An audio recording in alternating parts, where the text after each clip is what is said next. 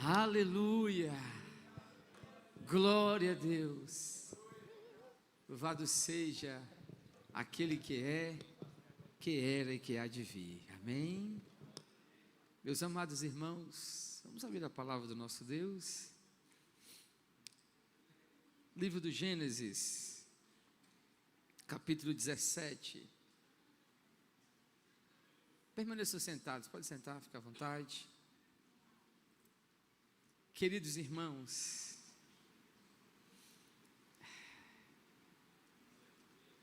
a atmosfera de onde Deus habita, ela é revigorante por si mesma, só no respirar daquilo que Deus está fazendo, né? Imagine quando Ele começa agora a falar aos nossos corações. Quantos já encontraram Gênesis, capítulo 17?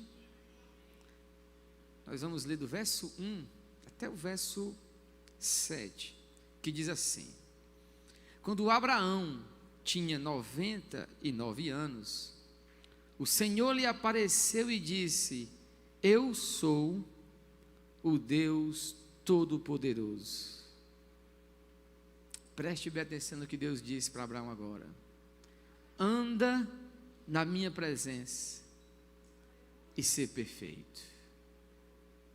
Firmarei a minha aliança contigo e farei crescer muito em número. Abraão prostrou-se com o rosto em terra. E aí Deus diz a Abraão: Quanto a mim, esta é a minha aliança contigo. Serás pai de muitas nações. Não serás chamado Abrão, mas o teu nome será Abraão, pois te coloquei por pai de muitas nações. Aleluia. E te farei frutificar imensamente. De ti farei nações, reis procederão de ti. Firmarei minha aliança contigo, com tua descendência, como aliança perpétua em suas gerações futuras, para ser o teu Deus e o Deus da tua descendência. Amém? Irmãos, só até aqui, esse é o primeiro texto, a gente vai estar lendo, a gente vai ler muito mais, mas vamos orar agora, e nessa oração, quero que você seja muito honesto naquilo que nós começamos na quarta-feira passada, precisa reverberar hoje. Senhor, faz a aliança comigo e eu aceito os termos dessa aliança, amém?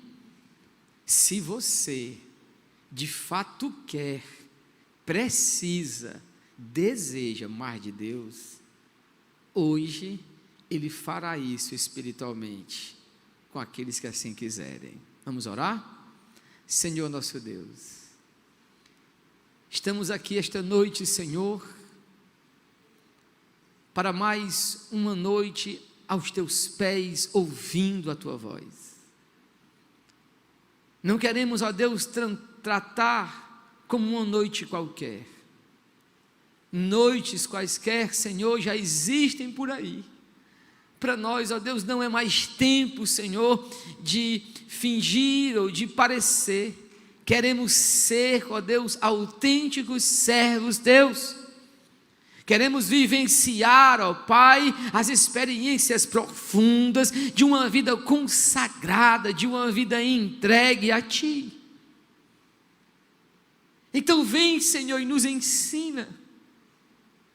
Eu aceito, Senhor, os termos da Tua aliança, ó Pai, e quero viver, ó Deus, as consequências deste pacto, mas o que eu quero é a Ti, Senhor, mais do que tudo. Espiritualmente, esta noite, pelo poder de Tua palavra, vem e sopra o hálito de vida, Senhor, em corações. que a vida espiritual destes que aqui estão possam, ó Deus, ser revigoradas pela entrega que hoje será feita. E debaixo da tua autoridade e poder, que cada grilhão, Senhor, ó Deus, que cada artimanha de Satanás, que cada seta, tudo isso cai por terra em nome de Jesus. Pois tua voz é a voz de poder que nos chama a viver aquilo que tu tens, e nós partimos em festa à noite. Em nome de Cristo, Senhor, somente a tua voz brada em nossos corações. Amém, meus amados irmãos. Queridos, por amor àqueles que não estiveram aqui na quarta-feira, em 5 minutos trarei novamente à mente aquilo que nós falamos. O tema da nossa série de mensagens, que partiu do coração do próprio Deus, é uma tomada de decisão para uma vida espiritual consagrada, uma vida mais profunda com Deus. E para isso, para chegarmos a esse objetivo, eu falei na quarta-feira sobre a maldição que é uma vida secular. Uma vida onde Deus não pode ser rei, onde Ele não pode ser esposo verdadeiro, porque o coração do homem secular, ele possui muitos amantes. Amantes que lhe sugarão a vida espiritual, a força vital do seu coração. E eu não tenho vergonha e digo de novo, a vida secular é uma maldição. Ela não tem vida. Ao final dela será apenas a morte. Ilustrei, mostrando várias pessoas que viveram assim. A mais forte delas, a vida daquele levita Uzá, que banalizou o sagrado, vivendo uma vida totalmente comum diante daquilo que é extraordinário, que era a Arca da Aliança. E quero agora, meus irmãos, começar mostrando hoje, mais uma vez ainda, um dos textos para mim mais poderosos, que amaldiçoam a vida daqueles que querem viver a vida consagrada, no sagrado, mas não largam a vida secular. Aí eu explico para que ninguém venha na internet ou em qualquer lugar vir dar uma de besta. Eu não estou falando aqui do emprego secular, eu não estou falando do seu trabalho, não. Eu estou falando de uma vida onde Deus não invade o seu trabalho, não invade o espaço a qual você ministra alguma coisa, porque você separa entre secular e sagrado. Eu ilustrei e conto isso no meu livro, de uma moça que precisou fazer um aborto sendo ela evangélica. A crise era: eu trabalho numa clínica e vou ter que fazer o aborto, porque lá é o meu trabalho, lá a minha fé não tem implicações. A pergunta é: fará o aborto?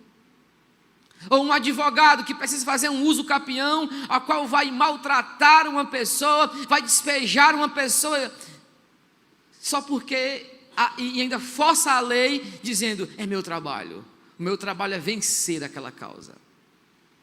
E isto aqui é verdade, isto aqui é real. E isto aqui que eu estou falando é aquilo que toca as nossas vidas todos os dias. É o guarda que nos pega errado e a pessoa tenta suborná-lo. Esta é a vida secular que eu estou falando. Uma vida onde há um limite, onde Deus não pode mandar lá. Ele manda aqui no sagrado, mas não lá. Lá você vive do jeito que você quer, do jeito que você acha que é o correto. É como se Deus não se importasse, como se existisse uma área da sua vida que Deus não se importa. Aí eu vou lhe mostrar agora a maldição de quem quer viver a vida dupla, fingindo ser evangélico, fingindo contato com o sagrado, mas ao final ela ama a vida secular. Ela ama experimentar do mundo secular como se fosse algo benéfico para a sua vida espiritual. Abram comigo a palavra do Senhor, meus irmãos. Evangelho de Lucas, já encontraram? Isso, meus irmãos. Isso. Tem uns irmãos aqui que os bichinhos já estão de olho na Bíblia. Lucas capítulo 8, amados. Num dos textos mais extraordinários, você vai ler sobre esta relação do que é uma vida que não pode negociar com este estilo de vida secular. Lucas 8, versículo 14, que diz assim: a parte que caiu entre os espinhos são os que ouviram e, seguindo seu caminho, são sufocados pelas preocupações, riquezas e prazeres dessa vida, e não dão fruto que chegue a amadurecer. Escute, eu ainda vou explicar o texto de Abraão, que é o nosso, mas esse aqui tem que ficar claro para aquilo que nós falamos na quarta-feira passada. Escute, por tudo que é mais sagrado, esqueça os pastores que roubam dinheiro, esqueça tudo que existe no mundo, tente forçar sua mente a pensar o seguinte: não, peraí, eu estou diante de um dos versículos que estão dizendo que pessoas receberam a palavra e seguem seu caminho, mas aí eles têm preocupações, eles amam a riqueza, prazeres desta vida que não tem Deus, e elas não chegam a dar fruto que amadureça. Qual será o final de uma árvore que não dá fruto? Ela é cortada e lançada fora. Aqui está em jogo, meus irmãos, não é só o fruto, está em jogo toda a nossa vida espiritual, salvação, vida eterna. Você não pode se submeter a uma segurança falsa, quando você não tem nem a certeza de que nasceu de novo. Tem pessoas que não passaram pelo processo do novo nascimento, de ter um novo coração vibrante, que ama a Cristo, que olha para o mal e detesta o pecado e ama as coisas de Deus, mas elas estão vivendo, tocando o sagrado. Às vezes tocam, às vezes pregam, às vezes são pastores, mas eles apenas tocaram o sagrado, e os seus frutos nunca chegam a amadurecer, porque a vida foi vivida, este caminho, baseada no prazer, nas preocupações desta vida. E isto é muito claro. Meus irmãos, se isso aqui fosse brincadeira, eu estaria contando um monte de piada como os outros fazem, mas é a mais profunda realidade que me toca profundamente. Por quê? Porque há tentações em mim também. Ora, quem de nós aqui não tem? Essas são tentações do dinheiro, do poder, do sexo. Tudo isto aqui está em nós. Foi Cristo quem disse que do coração humano sai toda esta imundície. Não levante o seu dedo na sua sobrancelha, dizendo: não, eu não tenho. Tu és o primeiro. Não adianta nós espernear, nós querer escutar outras coisas, história para boi dormir. O que eu preciso entender é que longe de Cristo eu não presto. Não haverá vida se eu não fizer aquilo que é mais real na Bíblia, que é a aliança verdadeira com o nosso Deus. E aí eu volto agora com você para Gênesis, amém? Irmãos, eu não sei, eu tenho que usar um colírio nos meus olhos, não sei se é a diabetes. Quando eu começo a pregar, está um tempo, aí quando eu olho, já acabou. Ou é só para mim que ele passa ligeiro? Gênesis 17, amém? Eu estou brincando, mestre Davi, eu sei que você é quem comanda as coisas. Fique na paz. O Derek achou bom, né? Mas o que é dele está guardado. Irmãos, escute, é possível Deus entrar na sua vida de uma forma como Ele nunca entrou e exigir de você uma vida que você não vive? É possível? Seria possível hoje, no século 21, aqui nessa grande Nínive, que é Fortaleza, Ele entrar na minha vida, do jeito como ele nunca entrou, e exigir de mim coisas que ele nunca pediu. Pelo menos eu acho que ele nunca pediu. Ele faz isso? Ou não? Ou você acha, não pastor, que é isso? Está tudo bem comigo. Eu sou uma pessoa muito normal, eu sou um cristão muito normal. Eu vou na quarta, quando eu posso, eu vou no domingo, eu frequento ali o vigilhão, eu vou lá no negócio, eu participo. Ainda quando dá um tempinho, eu faço uma viagem para a glória de Deus. E está muito normal, pastor, eu não vivo pecando, eu nunca traí minha mulher, nunca fumei, nunca bebi, nunca fui numa festa, mal nenhum entrou na minha boca. E mesmo assim está tudo bem com você? E se a nossa maldição for essa?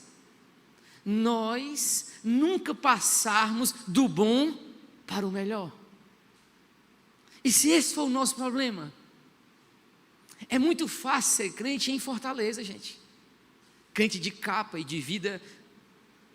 Eu entro num culto, a pessoa prega lá um sermão de 4 pontos, fala que Deus tem um projeto para a minha vida, que eu vou ser super abençoado, mas eu tenho que começar a frequentar aqui a igreja. No final ele diz, quem quer aceitar Jesus? Aí uma pessoa pega e diz, vamos lá, só um pouquinho, aceita hoje.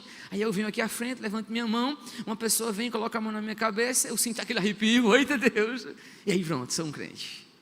Aí pronto, aí agora não termina o culto, o que é que ele me diz? Não, agora você não pode faltar um culto, tem que ser fiel no dízimo, na oferta, e todas as programações tem que servir. É só isso que é a vida cristã? Não deixar de dar um dízimo, servir na igreja. Aí eles vão dizer, não, mas tem que orar um pouquinho mais e ler a Bíblia.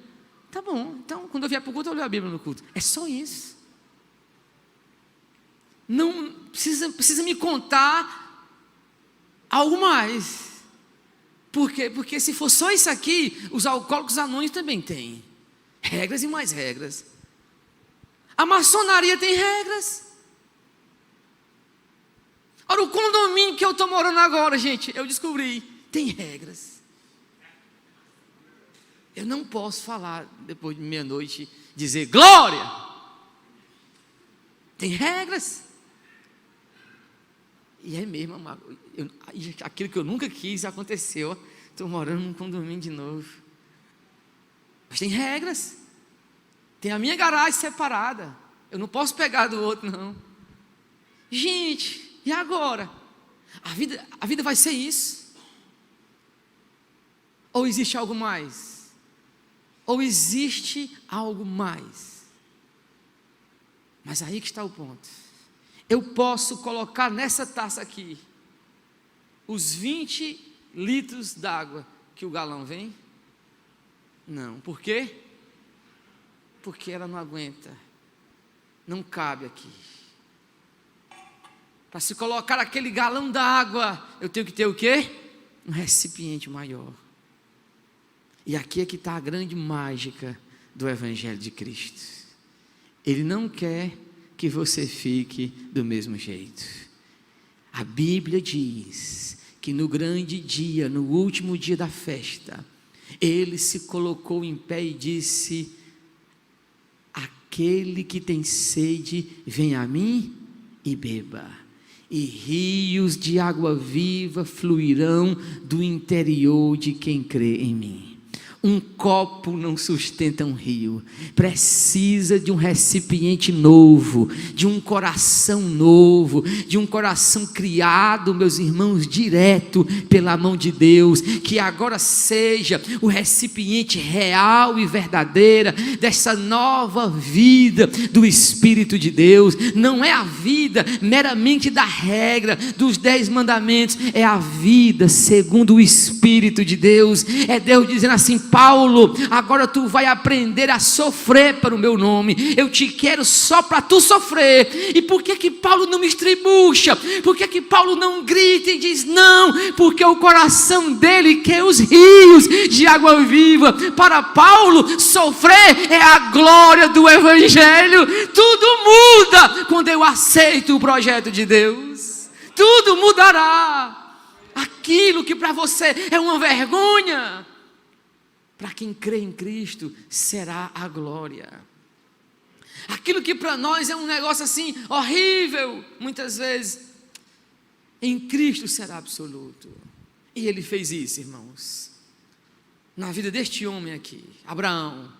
No capítulo 12 de Gênesis, ele chama Abraão e diz: Abraão, vai, sem saber para onde ir, e sai da tua terra e vai. E ele vai. Quantos de nós não questionam as coisas? Ora, mesmo sabendo que dízimo é oferta para ser usado nas coisas do Senhor, o que é que a gente faz quando o dízimo é muito alto? Ei, mas é muito dinheiro. Ora, mesmo sabendo, nós questionamos. E quando não sabemos? E quando Deus diz sai e vai, Ele pode te dar um comando, mesmo que tu não entenda, tu aceitarás? Ou tu dirás: não, meu Senhor, sente aqui, me explique o projeto. Ele pode falar com você o que Ele quer? Ou você vai dizer: não, pode, pastor, que é isso? Mas a cabeça duvida. O meu Deus não é assim. Este é o Deus da Bíblia. Se você disser para mim: pastor, Deus sempre explica para mim tudo bem direitinho, eu vou dizer: cuidado, pode não ser Deus. Pode não ser Deus. Porque o dia em que Deus precisar te explicar tudo, satisfazer tua incredulidade e tua dúvida, Ele já deixou de ser Deus. O Deus que nós servimos, meus irmãos, Ele continua sendo o supremo oleiro sobre nossa vida. E nós somos o mero caco de barro, que Ele quebra, nos refaz e faz do jeito que Ele quer. Ele disse a Abraão: Abraão, sai da tua terra e da tua parentela e vai. E Abraão foi, ele aceita o desafio. Mas agora aqui, meus irmãos, chega o capítulo 17. Depois de um encontro que Abraão teve com Deus, o processo foi se encaminhando. Meus irmãos, esse texto é fundamental. Do que significa na prática uma vida vivida nesta consagração profunda. Deus então diz a Abraão: Abraão, eu sou o Deus Todo-Poderoso. Tudo começa quando eu sei quem Deus é, na revelação do caráter de Deus. Eu nunca vi na minha casa, porque eu me entendo que minha casa sempre foi evangélica, mas a casa de amigos meus eu via. E digo isso aqui não é com chacota com ninguém, mas só o folclore para poder lhe mostrar. Eu vi, meus irmãos, amigos meus, fazendo promessa para Santo Antônio. E Santo Antônio dentro de uma caixinha, não era de sapato, era uma caixinha de madeira. E Santo Antônio estava lá. E a moça disse: enquanto eu não casar, tu não sai daí. E eu disse: pobre do homem, que vai querer um negócio desse? Meus irmãos, ela se relaciona com Deus assim. Esse é o relacionamento que o mundo tem com Deus. Deus é obrigado a fazer algo para mim, aí eu faço por Ele. Eu manipulo Deus. Eu crio situações onde Deus fará por mim. E não é desse jeito. Na vida de Abraão, ele vai viver esta vida consagradíssima diante de Deus. Mas Deus é quem se revela e diz quem Ele é. E o que é que Ele é para Abraão? Ele é, meus irmãos, simplesmente o Todo-Poderoso. Por que essa revelação? Para que Abraão entenda, quando ele estiver em caminhos que Abraão será impotente, haverá o Deus Todo-Poderoso que faz o que Ele quer. E é isso aqui aconteceu. Acompanhe comigo, por favor, verso 18. Olha o que o texto diz. E disse Abraão a Deus: considera diante de ti a vida de Ismael. E Deus respondeu: na verdade, Sara, tua mulher, te dará um filho, chamarás Isaque, firmarei minha aliança com ele, com aliança perpétua para a tua futura descendência. Escute bem: quanto a Ismael, tenho ouvido o teu clamor, eu o abençoarei. Verso 21, porém a minha aliança estabelecerei com Isaque, que Sara dará à luz no tempo determinado. Quando? no ano que vem. Só o Todo-Poderoso pode abrir o ventre daquela mulher e ainda dizer, daqui um ano, 365 dias depois, esta mulher, meus irmãos, está grávida, já deu à luz, já está feliz, a estéril já está cantando de alegria. Este é o Deus, o Todo-Poderoso. O milagre que eu não posso fazer, o Todo-Poderoso fará. A vida que eu não consigo ter em fraqueza, Ele fará por mim, se eu me submeter a Ele totalmente. Irmãos, este Deus te encanta? Este Deus não é maravilhoso, não é magnífico? Irmãos, é uma das coisas que eu tenho aprendido passo a passo, é me encantar com cada afirmação que Deus faz na sua palavra. Porque, meus irmãos, para um ser humano, um velhinho de quantos anos já? 99 anos. Um velhinho de 99 anos e uma mulher estéril. Ele já... Mestre, eu ia dizer um negócio contigo, mas vou dizer mais não, minha mente passou aqui no clique aqui. Mas tu crê que tu pode ser pai, pelo menos, né? Ainda? Amém. Pronto. Irmãos, o velhinho já tem quantos anos? 99. E a mulher ainda é? Aos olhos humanos, gente, é impossível. Abraão, antes de Abraão duvidar, antes dele questionar e dizer, meu senhor, já tenho 99. Entenda que isso aqui é real. Por quê? Porque no texto vai dizer que ele já está perguntando, considera quem? O Ismael. Mas o Ismael é filho de quem? Da outra mulher. O que Deus quer trabalhar é com Sara, é com a impotente. Por quê? Porque se Sara é impotente, quem é Deus? Hein? O Todo-Poderoso. A essência de uma vida consagrada é declarar a impotência, para que os rios de água viva do Todo-Poderoso invadam esta casa, limpe tudo e declare o seu poder, meus irmãos. Toda vez que no seu esforço você quiser conquistar alguma coisa dentro do seu projeto e vai dar certo, porque é meu projeto, é meu desígnio, é o que eu quero, é o que eu faço, você não verá aquilo que Deus irá fazer, porque é você, o Todo-Poderosinho, não é mesmo? Quem aqui assistiu o filme já do Jim Carrey, o Todo-Poderoso?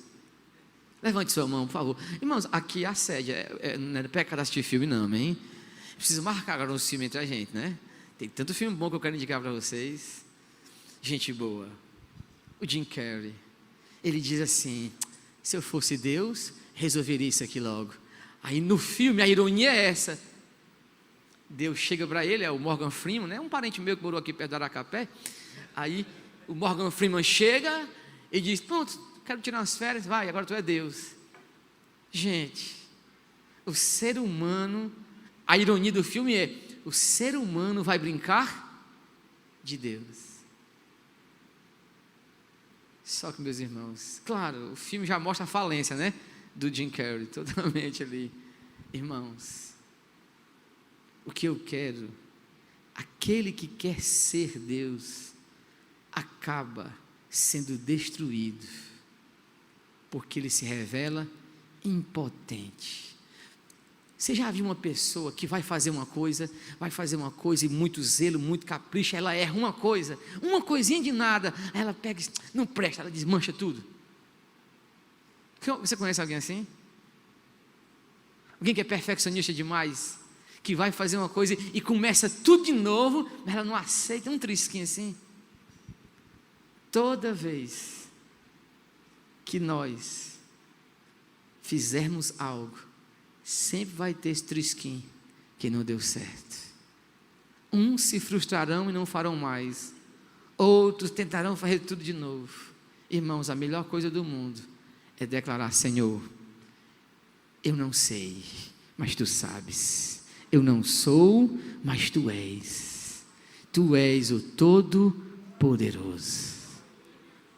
Quem te chama para a vida consagrada não é a igreja, porque a igreja também é uma fraqueza. Não existe igreja nenhuma poderosa. Nós temos um Deus todo-poderoso. Toda igreja tem falha. Ora, pastor, esse aqui tem falha. 1223. Falhas demais, irmãos. Mas é porque eu me escondo atrás da cruz do Todo-Poderoso. Nossa vida deve estar escondida aonde? Na cruz do Todo-Poderoso.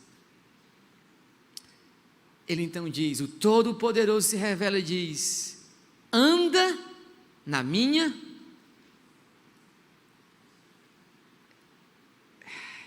Irmãos, tem dia que eu não estou bem não, gente, ó. Eu me sinto histórico, polêmico e filosófico hoje. Desse jeito. Olha,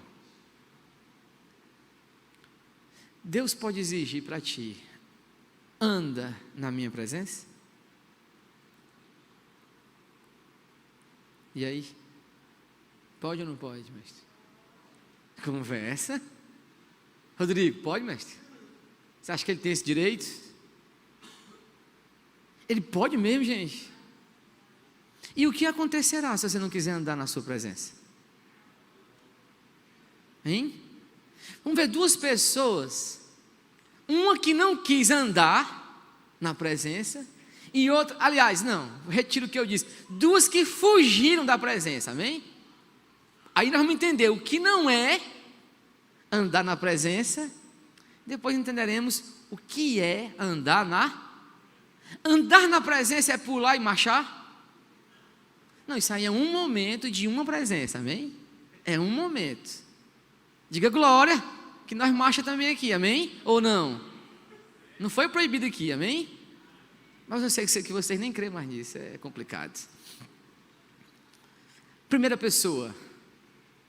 O texto diz que Deus se encontrava com Adão na viração do dia.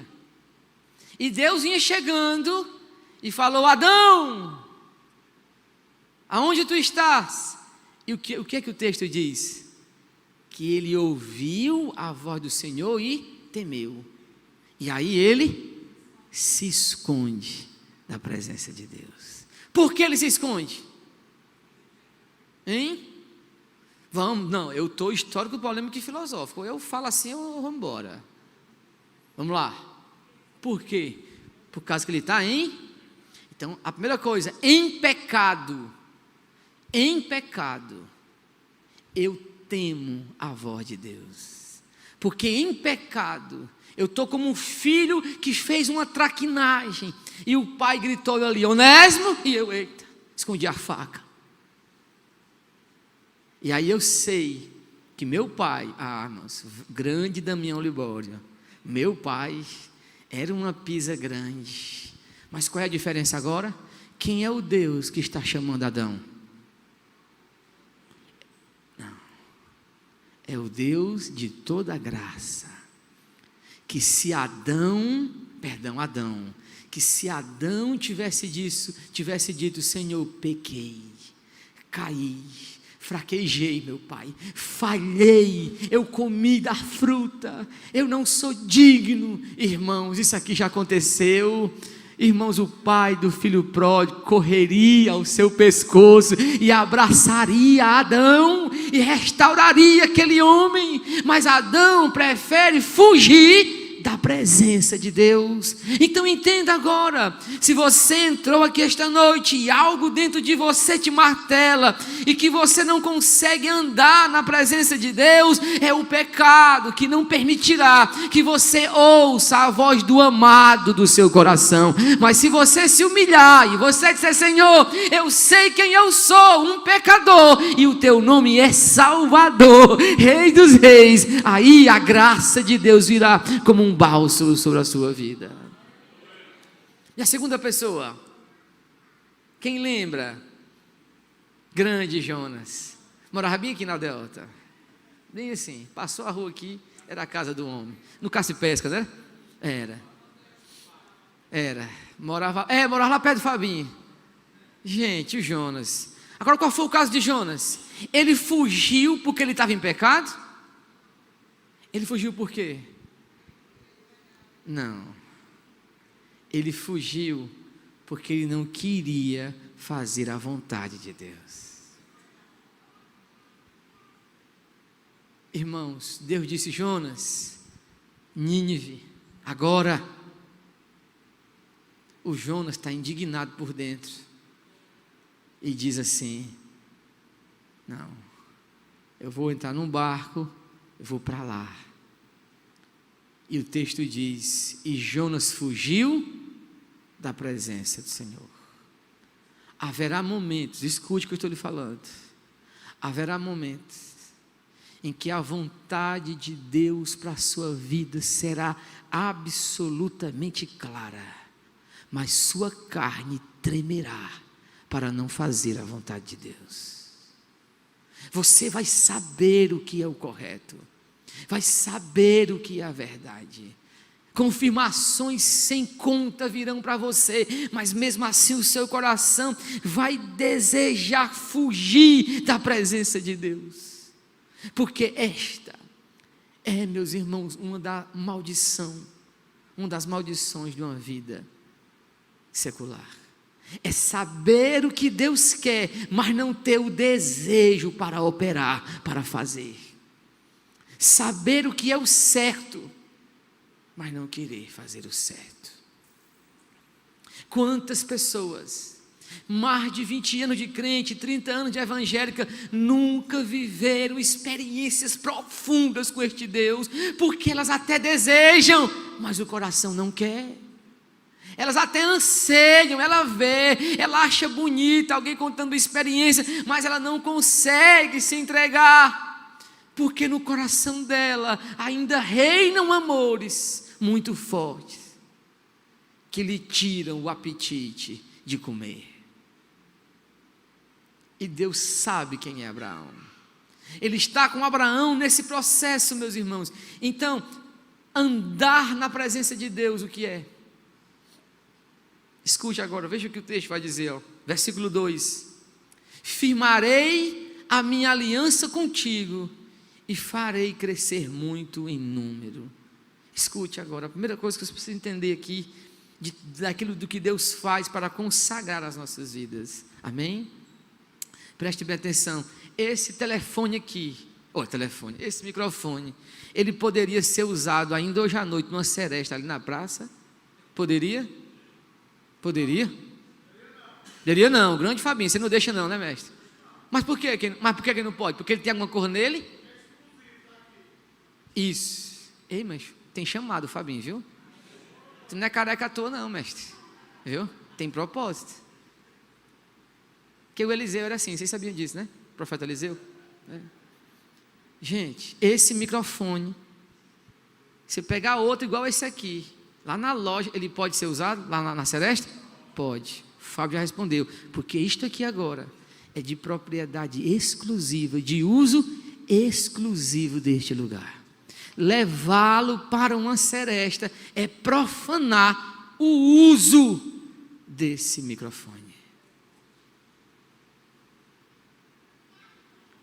Quando Deus disse: Abraão, eu farei uma aliança contigo, ele não tem mais escapatória.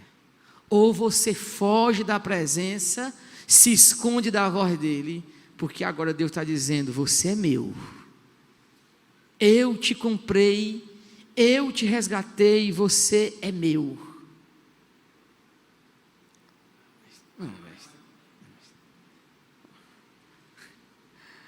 Aí eu fico mais polêmico, histórico e filosófico. Vamos lá?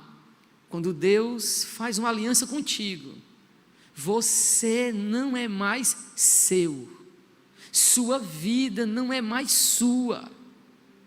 Gente, abra comigo em Romanos, por favor, Romanos 14, que eu acho que é um dos textos onde ou Romanos resolve tudo, ou então o teu coração está indignado com Deus. Romanos 14 e 8, 7 e 8, perdão, Romanos 14, 7, versículo 8, quem já encontrou? Segura só mais um pouquinho, gente, eu estou terminando, vai, ninguém sai agora não, tá bem? Eu sei que vocês já querem ir embora, mas segura mais um pouquinho, por favor. Isso, lê bonito, Gervásio.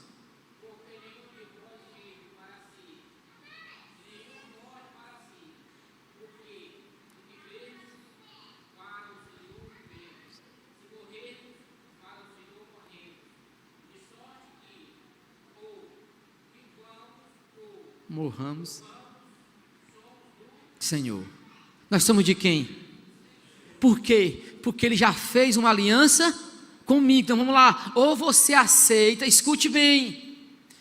Gente, eu preciso falar um negócio aqui tremendo, amém? Vamos lá, vamos ser logo honestos aqui, abra comigo lá, eu não posso ir para casa com isso aqui não. Se quiser achar ruim, bota a gente para fora e acabou essa conversa. Vamos lá, 2 Pedro, meus irmãos, 2 Pedro, ligeiro bala. Já encontraram? 2 Pedro capítulo 2, 2 Pedro capítulo 2, vamos lá, versículo 20, já encontraram? Diz assim, deixa eu ler para você, vou ler aqui na minha, mas diz assim, se depois de escapar da corrupção do mundo, pelo conhecimento do Senhor e Salvador Jesus Cristo, são novamente envolvidos e vencidos por elas, seu último estado tornou-se pior do que o primeiro.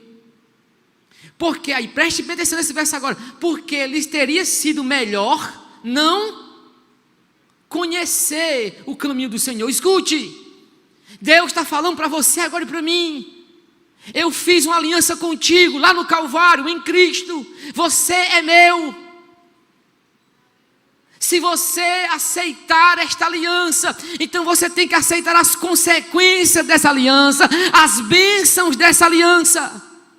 E o que é que Deus quer? Que você viva uma vida andando na presença de Deus. Você não pode andar na presença de outras coisas. Seu coração não pode ter vários caminhos, só haverá um caminho, que é andar na presença de Deus. E o que é andar na presença de Deus? Ele já falou aqui. Anda na minha presença e ser perfeito. O hebraico ali para perfeito é maduro, completo, inteiro, íntegro. Não haverá falsidade em mim, não haverá escolhas aonde eu quero estar no mundo e eu quero estar em Deus. Não, eu serei íntegro, inteiro. Eu fiz uma aliança com o Senhor, então eu viverei andando na presença do Senhor. Não adianta o mundo falar as coisas, eu não tenho ouvido para isso que o mundo diz. Os meus ouvidos foram consagrados à presença de Deus e eu caminharei na presença de Deus. Essa é a diferença. Por quê? Porque se você não aceitar esta aliança, sendo evangélico, entenda, aqui está a má notícia. Era melhor que você não tivesse nem conhecido, do que viver uma vida banal e depois voltar ao mundo. É perigoso conhecer o evangelho e não querê-lo e não amar. Pedro está dizendo, é melhor que a pessoa nem conheça Cristo, porque o julgamento para quem conhece e não quer viver essa vida é maior. Irmãos, uma igreja como essa precisa cair na real. Domingo à noite tinham aqui, meus irmãos, quase 300 pessoas. E onde estão estas pessoas? Porque ou existe uma maldição enorme em suas vidas, porque elas não conseguem se submeter a Cristo, porque o cansaço da vida secular não lhes deixa elas viverem uma liberdade que há em Cristo, para celebrar o momento onde Cristo quer falar aos seus corações. E não vem me dizer, pastor, você não conhece minha vida, isso, aquilo, outro. Irmãos, eu conheço tanto, que se fosse um evento extraordinário, estaria lotado aqui. Mas essa é a maldição da vida secular. É eu saber o que é que Deus quer, mas não o desejo. Mas Deus quer colocar um ponto final nessa história. Ele quer fazer esta aliança espiritual conosco. Ele quer dar a nós este desejo, essa presença do Espírito, porque Ele quer dar, meus irmãos, um vinho novo. E vinho novo só é colocado em odres novos. Então aceite o desafio. Viva com Deus, ande na presença de Deus. E eu não terminei ainda, porque eu vou terminar agora. Lhe garanto, eu lhe garanto. Eu sei quando as pessoas já não querem mais me ouvir. Eu entendo, meus irmãos. Tem uma coisa que eu entendo essa realidade. Já preguei em muito lugar, já preguei até para os índios. Imagina esses índios aqui. Aqui, meus irmãos, é uma selva. Essa não tem árvore, tem pedras. E os homens das cavernas são assim. Escute o que eu vou lhe dizer. Deus precisava aperfeiçoar o coração de Abraão. E como é que ele faz? Ele faz assim: Abraão, nasceu o filho de Abraão. E o que é que acontece? Ele ama Abraão. Ele ama o Isaac, ele abraça o Isaac, ele brinca com Isaac, ele tem todas as promessas de Deus estão sobre a vida de Isaac, mas Isaac não pode rivalizar com o Deus Todo-Poderoso. E o que é que Deus faz? Abraão, pega teu filho, o teu único filho, a quem tu amas, e oferece a mim, lá no monte que eu vou te mostrar, no Monte Moriá. Escute.